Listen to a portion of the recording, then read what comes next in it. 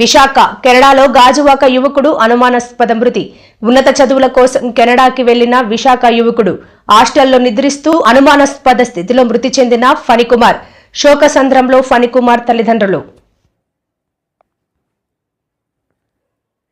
కెనడాలో గాజువాక యువకుడు అనుమానాస్పద మృతి.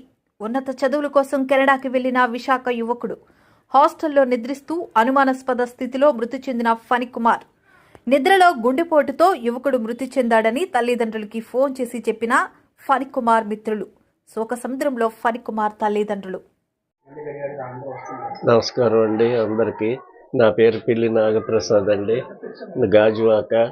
మా పెద్ద అబ్బాయి పిల్లి ఫణికుమారు ఆగస్టు 21న కెనడా వెళ్ళాడు సార్. కల్గరీ అనే ఊరు చదువుకోవడానికి, ఎంఎస్ చేయడానికని 1 ఇయర్ ఎంఎస్ కోర్సు.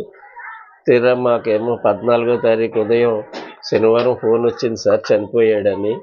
ఎలా చనిపోయాడు ఏంటని వాళ్ళ రూమ్మేట్ చెప్తే, వాళ్ళ రూమ్మేట్ని అడిగితే ఏమో తెలీదు, నేను ఎమర్జెన్సీ దగ్గరికి ఫోన్ చేశాను, అందరూ వచ్చారు, వచ్చి బాడీని తీసుకెళ్ళిపోయారు, నో మోర్ అని డిక్లేర్ చేశారు అని చెప్పారు సార్.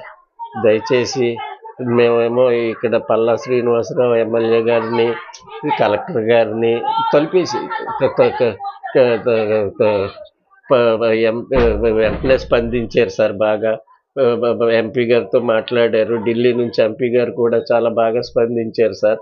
కలెక్టర్ గారిని కలిసాం సార్. కలెక్టర్ గారు కూడా చాలా బాగా స్పందించారు సార్. మన గౌరవ ముఖ్యమంత్రి చంద్రబాబు నాయుడు గారు, మళ్ళీ పవన్ కళ్యాణ్ గారు, లోకేష్ గారు దయచేసి అందరూ మాకు సహకరించి మా అబ్బాయి బాడీని మాకు ఇప్పించవలసిందిగా ప్రార్థిస్తున్నాను సార్. మీ పత్రికా రంగం కూడా స్పందించి మా అబ్బాయి బాడీని చాలా ఎంత వేగంగా